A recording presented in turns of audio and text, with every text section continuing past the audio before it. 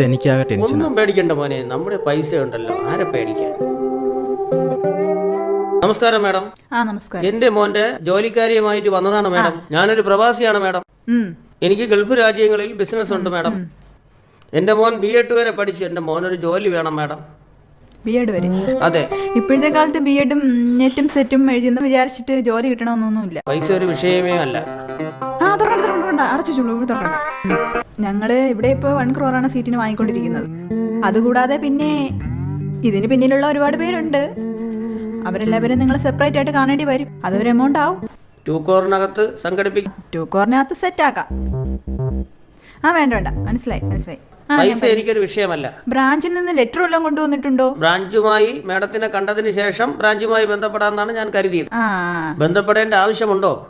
ബന്ധപ്പെടേണ്ട ആവശ്യമുണ്ട്. അവരറിയാതെ തന്നെ ഈ കാര്യം ചെയ്യാമെന്നുള്ള ഉദ്ദേശത്തോടു കൂടിയാണ് മാഡത്തിന്റെ അടുത്ത് വന്നത്.